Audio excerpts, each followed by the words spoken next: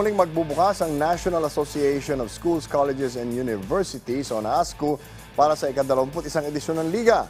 Yan ang ulat ni Rafael Banday-Real ng PTV Sports. Matapos mahinto dahil sa epekto ng pandemya, muling magpapasiklab ang student athletes ng National Athletics Association of Schools, Colleges and Universities o NASCU. Itinatag noong 2001, magbabalik ang liga para sa ika-21 edisyon nito sa darating na Lunes, ika-23 ng Oktubre. Si Dr. Ernesto J. Adalem, Pangulo ng NASCU, ang panauhin sa pinakabagong edisyon ng Philippine Sports Writers Association o PSA Forum na idinaos nitong Martes. What we're trying to portray here is the amateurism, the spirit of amateurism.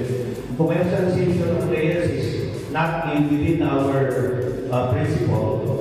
Bukod sa basketball, kabilang ang mga sport na volleyball, badminton, track and field, cheering competition, taekwondo, beach volleyball, chess at billiard sa mga event na aabangan sa NASCU. Kasalukuyang may 10 member schools ang NASCU na binubuo ng Ama University, City University of Pasay, Enderun Colleges, Holy Angel University, Manuel L. Quezon University, New Era University, Our Lady of Fatima University, Philippine Christian University, St. Clair Colleges of Caloocan at University of Makati. Rafael Banday-Real para sa Bayan.